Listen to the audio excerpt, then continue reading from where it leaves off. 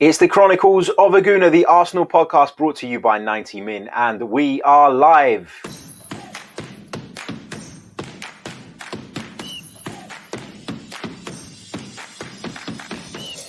You're listening to the Chronicles of a Gooner, the Arsenal podcast. I'm Martin Tyler, and you're listening to Harry Symeou.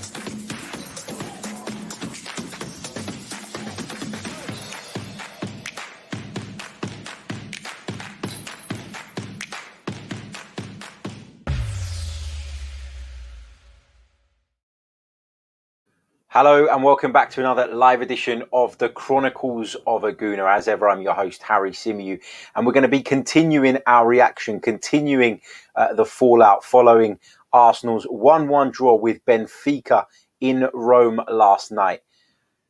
I said last night that I was disappointed. The overriding feeling was one of disappointment because it felt like a game that Arsenal should have won. It felt like a game in which Arsenal created enough chances and defended well enough to have come away with a positive result, a result that would mean that we would go into the second leg with some sort of advantage. Now, we do have an advantage in the sense of the fact we scored an away goal, and we know, despite both sides having to play their games in neutral venues, that away goals are a thing in this year's competition.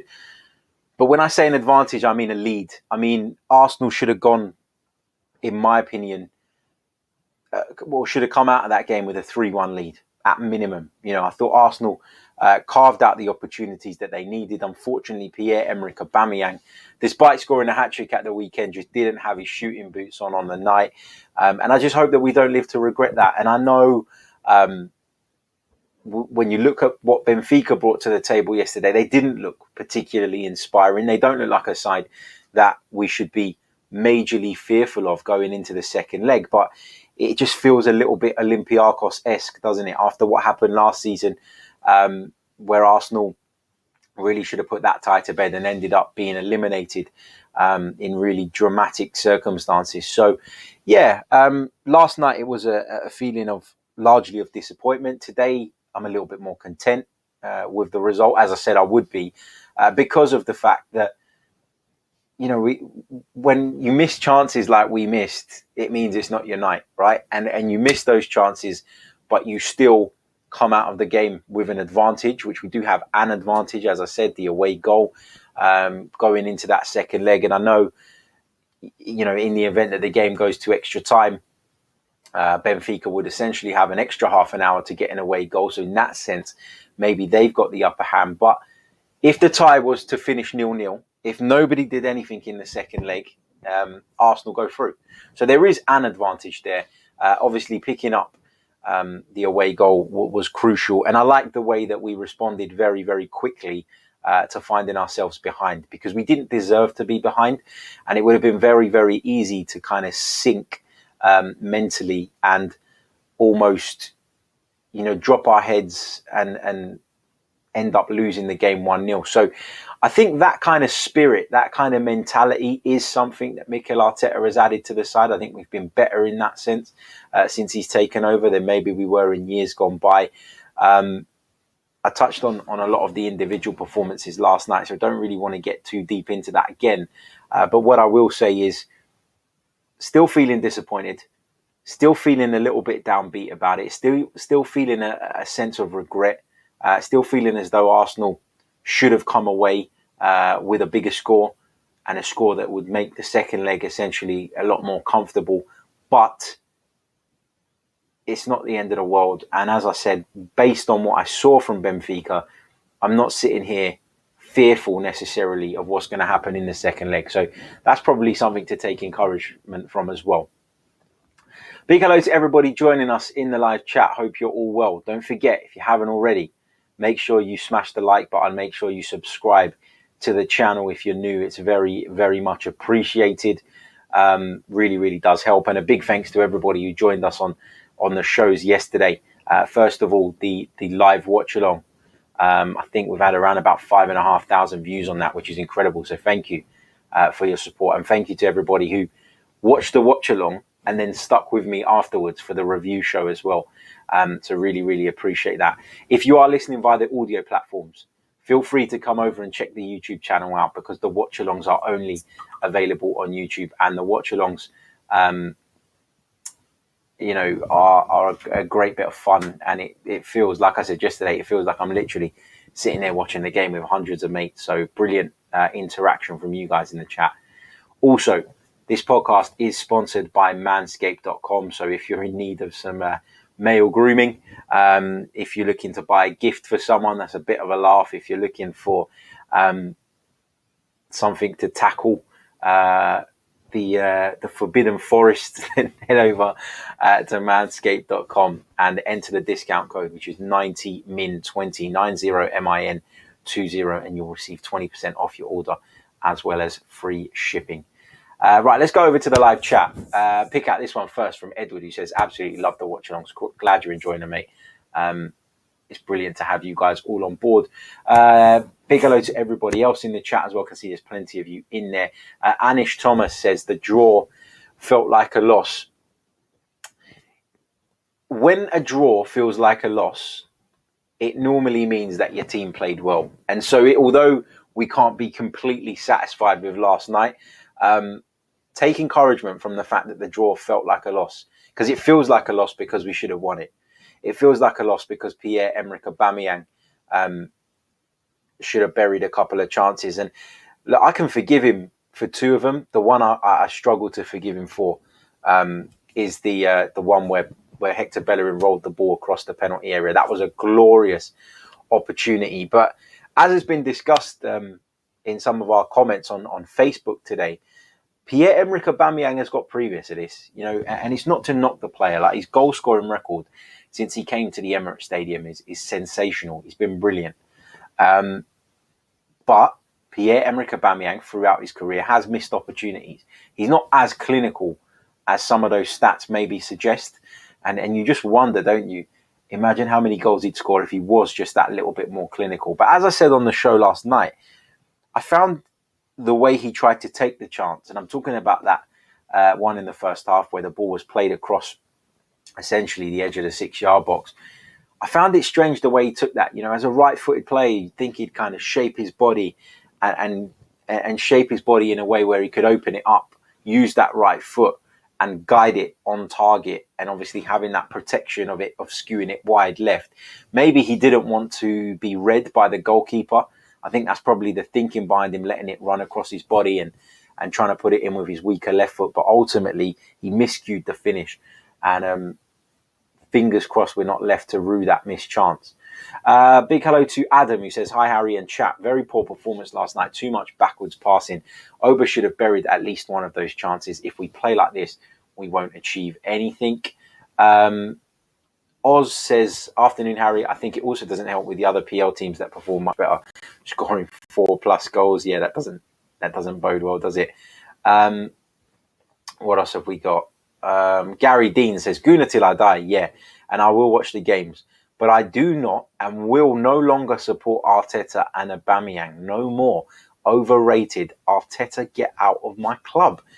How can people pin yesterday's result on Mikel Arteta? I don't understand it. The manager's job, right, is to tactically, mentally and physically prepare the team for the task at hand. Arsenal went out on that pitch yesterday, created more chances than Benfica, had the lion's share of possession, created clear-cut opportunities, by the way, and defended effectively for 90 minutes. It was one error that led to the penalty from which Benfica scored. But Arsenal were the far superior team. So how anybody can blame Mikel Arteta for that is beyond me. I mean, I get it, and I get that people are still on the fence about him, and I get that people are unsure about him, and people are also entitled to believe that he is not the right man for the job. That's absolutely fine. But when you're talking about last night's game in isolation, if you're pinning it on Mikel Arteta, if you're looking at Mikel Arteta as the reason Arsenal didn't win that game last night, then you're running an agenda. It's as simple as that. And I hate using that word because I know a lot gets made of that on social media, and people are always quick to jump on it. But when we don't perform as an overall unit, when we don't perform as a team, when tactically we get outdone, when the management of the game itself is handled incorrectly or in a way that isn't effective and leads to Arsenal not winning a football match or losing a football match, then I get that. But the overall setup, the overall performance, all of that was right. And that is what Mikel Arteta's job is. Once those players cross that white line, it is their responsibility to deliver, and it's their responsibility to carry out those instructions. And in the moments like we just talked about, they've got to take those chances, take those opportunities, and make things happen. So I get why people are unsure about Mikel Arteta. I just think to pinpoint him as the reason we didn't win last night, it just feels agenda driven to me, and I can't really accept that. I can understand criticism about Arsenal's overall league position, which ultimately the manager is responsible for. I'm okay with that being questioned. I'm okay with questions being asked about sort of his suitability off the back of that, but I'm not okay with him being blamed for the game yesterday. I just don't see it like that. Saeed Abdullah says, good afternoon, Harry. I've seen people question Smith Rowe's ability, and now I can see how stupid people are. Yeah, Arsenal fans in general have just become so reactionary. And I question if some of those people are actually Arsenal fans. If they can watch one game of football and come to 1,000,001 conclusions off the back of one performance, it's like they're just nitpicking. Nitpicking is not okay. I think you can be frustrated in the heat of a game and be disappointed after it. But I think you should be sensible enough later on to look at the bigger picture. If you're talking about systemic issues, if you're talking about issues within the side that continue to rear their ugly head, continue to be a problem, then fine. You can talk about those and you can criticize those. But Pierre-Emerick Aubameyang, who's been an incredibly prolific goal scorer since arriving in the Premier League, missing a couple of chances is something a manager cannot legislate for. And we all knew, didn't we, that when Mikel came in, his first remit was going to be to tighten us up defensively. That's always been our problem. Goal scoring hasn't. And we've come to a point now where our lack of ruthlessness, our inability to be clinical in key moments in games is now what's costing us. And at the start of the season, especially having signed Pierre-Emerick Aubameyang down to that new contract, I don't think anybody envisaged that would be our issue. And it seems to be our issue in the last few weeks. We made chances at Villa, we didn't take them.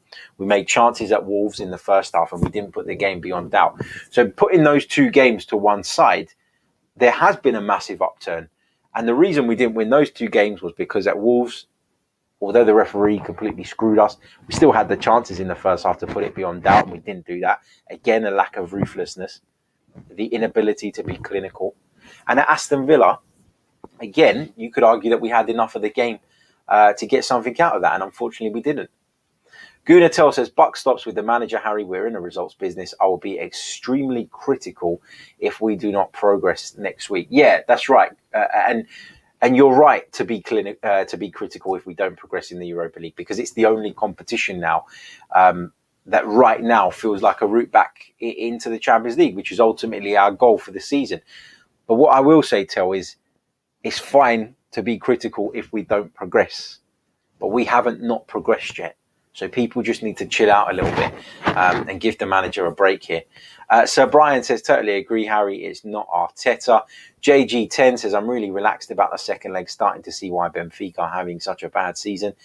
Inter Yanan says, said it from the start, Arteta is a clown. You didn't like Emery and made it clear, mate. Yeah, I didn't like Emery. I didn't like his management style.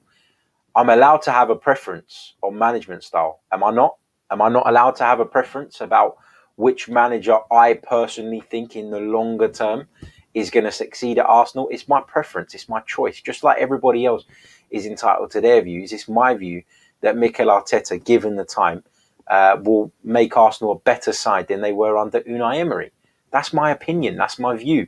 And I've backed that view up time and time again on this channel. And I've said it already in this show. I accept that that's not the view of everybody, and that's absolutely fine. But criticism, or criticism is something I'm okay with. I'm okay with taking it for me. I'm okay with getting criticised for my views and my opinions and my thoughts. I'm also okay with the manager being criticised when the points are valid and when the points make sense. To criticise Mikel Arteta, as I've said, for the way we've played this season overall and the fact that we find ourselves in mid-table and all of that is absolutely fine with me. I don't necessarily agree with it. I think there have been other reasons why we find ourselves in that position, but I accept it. What I don't accept is a game in which Arsenal should have ran out 4-1 winners. I don't understand why Mikel's getting the heat off the back of that. It's as simple as that. What else have we got? Into Yanan continues. So it's okay not to pick on Emery every week, but criticism of Arteta seems a crime. No, I've not said that. And I've criticised lots of the things Arteta's done. I just think in the bigger picture, he will go on to be better than Unai Emery was at Arsenal. And Unai Emery might go on and do great things at other clubs and has done good things at other clubs. I just didn't feel he was the right fit for Arsenal. At a time where our most iconic, greatest ever manager had just left the club. He left the club in a pretty bad state. I just felt that we needed someone with a more clearer view, with a more clearer plan, with a clearer outlook on the way to take the club forward than Unai Emery. Unai Emery didn't have a clear plan. He didn't have a clear outlook. He chopped and changed things every week. We went from being super defensive to super offensive. There was no balance. There was no improvement in terms of the culture around the club. There were bad apples who were rotting on the field in front of us every single week. So with Mikel coming in and trying to address that, I think it shows that he does have a clearer plan. Whether that plan is going to come to fruition, whether it's going to benefit us in the long run, remains to be seen. But that's how I see it. And that's why I feel the way I do about the two managers. Let's see what else we've got here in terms of your comment. Steve Stone says, I honestly believe we'll win the second leg. I didn't see anything from Benfica. That scares me. Yeah, I pretty much agree with that. Got a comment from Thomas. Says, going back to my Fernandes comment yesterday, and Thomas brought up a comment in the post-match show, for those of you who haven't seen it or heard it, where he said that Arsenal need a Bruno Fernandes, essentially. He said he doesn't mean we have to buy players grown on trees, rather grow players or do the proper scouting. Maybe someone in the current squad could be a candidate. Yeah, you're looking for players all the time to step up and take the mantle, and Bruno Fernandes, you can tell when you watch him, you only need to watch Manchester United once to understand how important he is to that team, to the way they play. He motivates those around him. He doesn't accept low standards. You've seen him berate some of his own players at times. You've seen him, make his feelings known when he's not happy with something. And he's become a leader, but he's earned that right to do that. He's earned that right to swan around the pitch and tell people what to do, because he's dragged them over the line time and time again. There could be players that in the future become that for Arsenal. Bukayo Saka, Emile Smith-Rowe, Martin Odegaard, if he's to stay beyond the end of this season. There are candidates that could get there in the future, but right now we don't have that quality of player. And don't underestimate what an impact a player of that level can have on a club. As I said it yesterday, Manchester United have turned from a side who scraped into the Champions League to a side who are Manchester City's closest challengers as we speak. Alcarp says, I'm Arteta in, but of course you can question his decisions. But the fans have been extremely toxic lately. That's the point, and people can talk about things that they feel that he may have got wrong, and that's absolutely fine. But what's the need to go from, I think he picked the wrong player, to get Arteta out of my club, he's a this, he's that, he's finished, he's ruined the club, Why does it always have to be so extreme? One way or the other. One way or the other.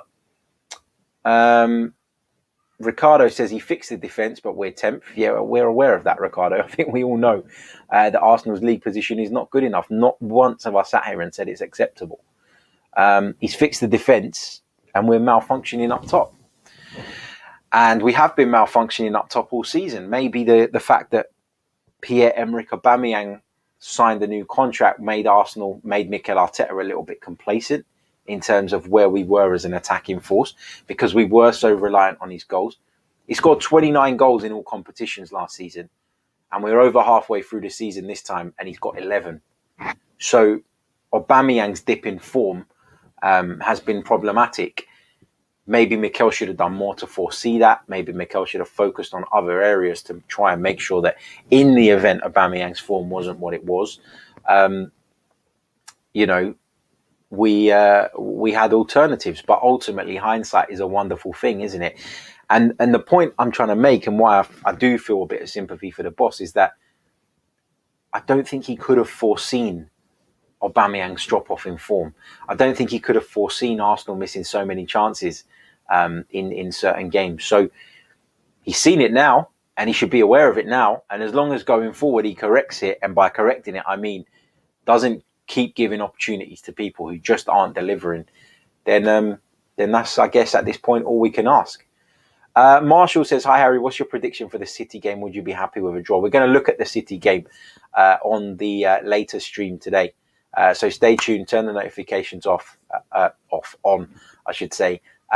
Make sure you're subscribed if you're not, and we'll be coming back just after 5 o'clock with another show today. And in that game, we'll be turning our attentions fully to that game against Manchester City this coming Sunday.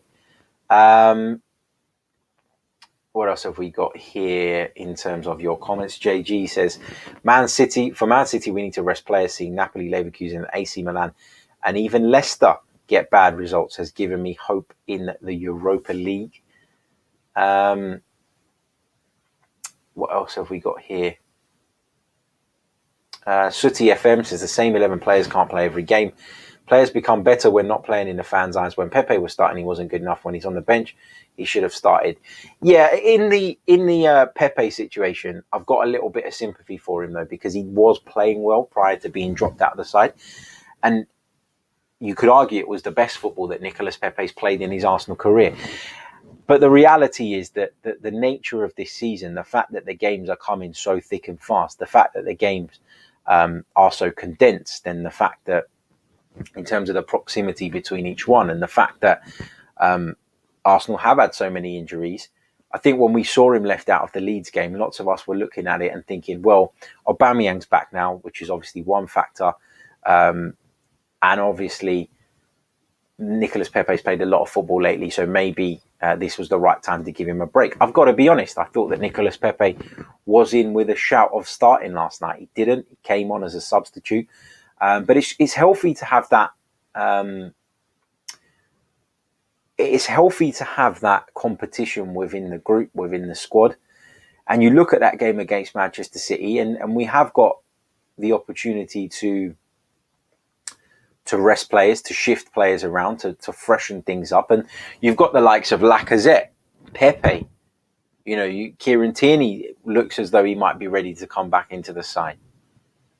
There are players that, you look at the defence, Rob Holding can come back in. Pablo Mari could potentially come back in. So Arsenal have the players now that most people are fit, to be able to freshen things up on Sunday. So we're going to have to manage the squad effectively. There are going to be games where players are going to be left out because perhaps they're not 100%.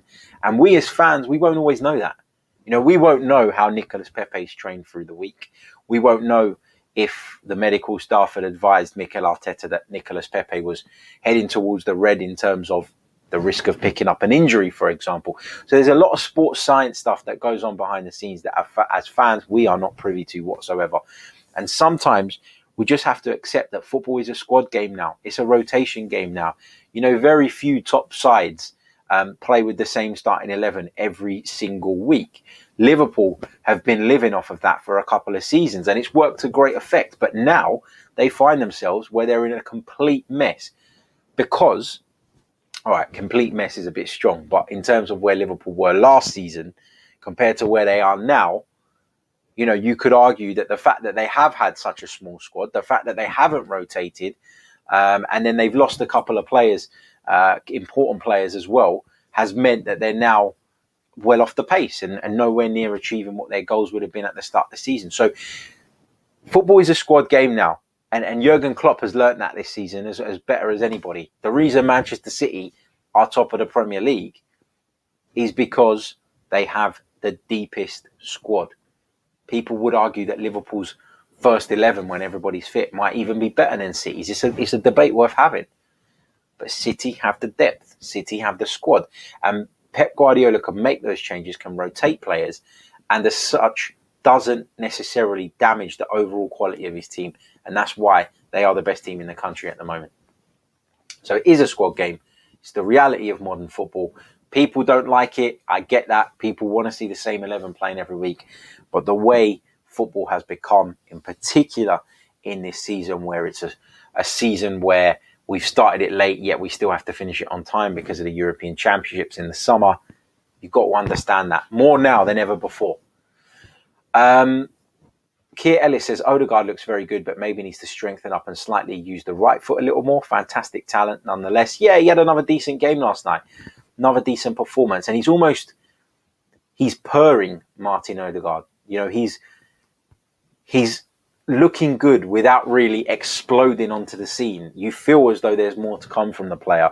And he's only appeared 4 times for Arsenal, right? So we've got to be patient. I know it's difficult to remain patient when you know that it's a very short-term deal, but you know, I think he's looked pretty good, and I'm looking forward to seeing what he can bring to the table between now and the end of the season. And I'm hopeful that if he does continue to perform, Arsenal can come up with some agreement with Real Madrid that will see him stay beyond the end of the season. And that leads me on to an interesting question, actually. I've written an article for 90 Min, which is due to go out a little bit later on today, where I looked into which one, if we could only keep one of Dani Ceballos and Martin Odegaard, you would like to see the club move to sign permanently. And I want to know your thoughts. Let me know in the live chat.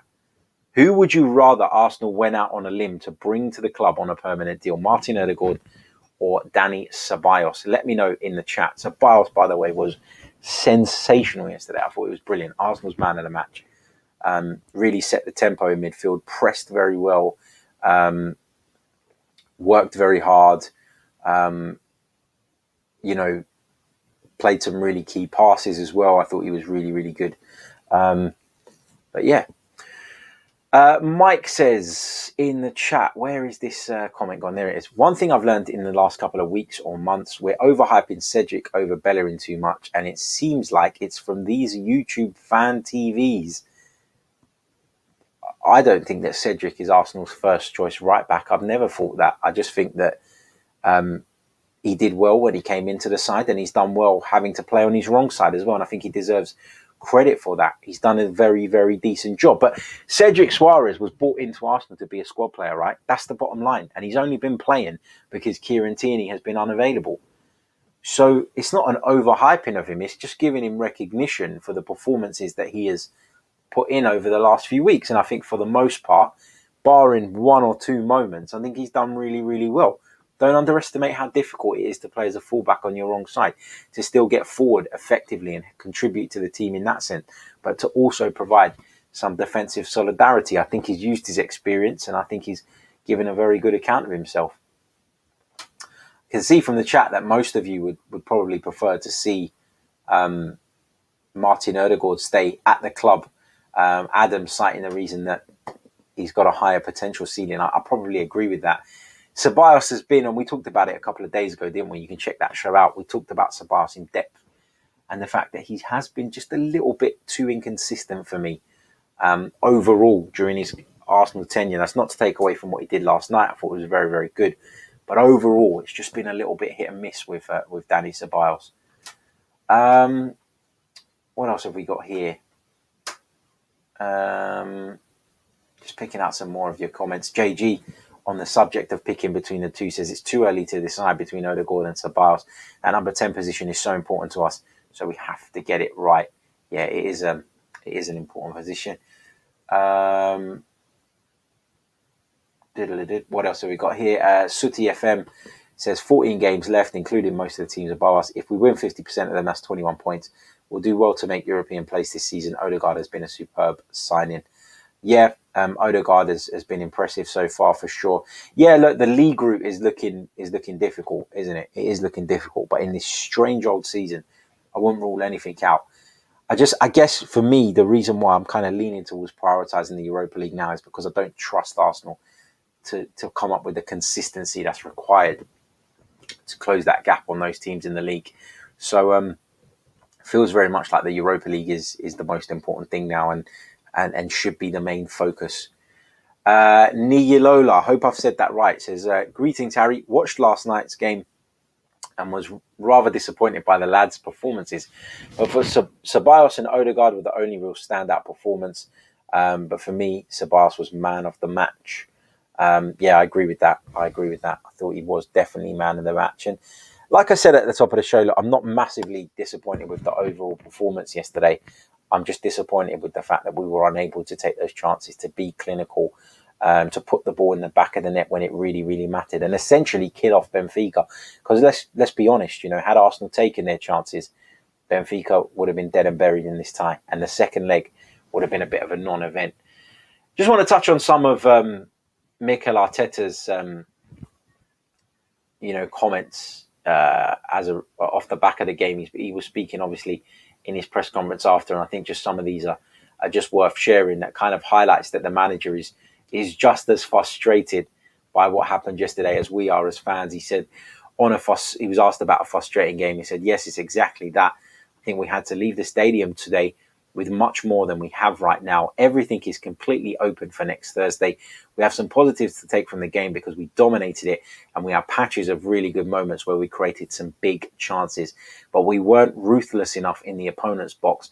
And the disappointing thing is obviously the way we conceded the goal. He was asked about Pierre-Emerick Aubameyang's performance. Of course, Pierre-Emerick Aubameyang, the culprit in terms of missing those big chances that fell Arsenal's way. And he said, these things happen. He was on the end of the biggest chances we had tonight. He was a real threat, and we played against this opponent with a high line.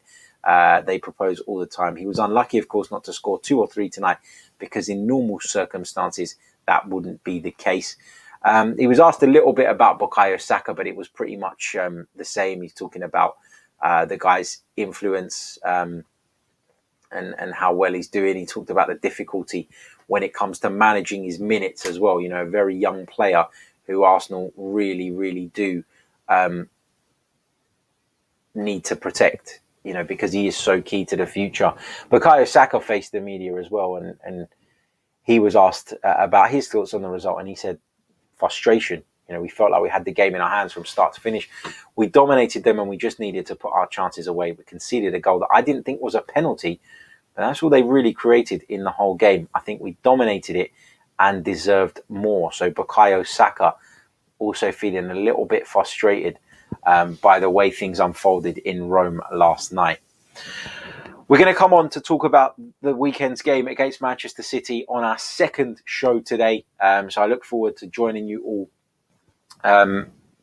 round about, I'm going to say 5:15 this evening. So 5:15 p.m. on the YouTube channel live. The podcast version will be available first thing tomorrow morning. So I look forward to hearing you guys' thoughts. And as we look ahead to, as we put the Benfica game behind us, we now look ahead to the big Premier League clash with Manchester City this weekend. Don't forget to subscribe to the channel if you haven't already. If you're interested in becoming a member, click on the link in the description. Welcome to all those new members that signed up last night during the watch along. If you haven't done so already, make sure you come join us in the Discord server. Leave us a like on your way out. And if you're listening via the audio, make sure you leave us a review. Until next time, ciao.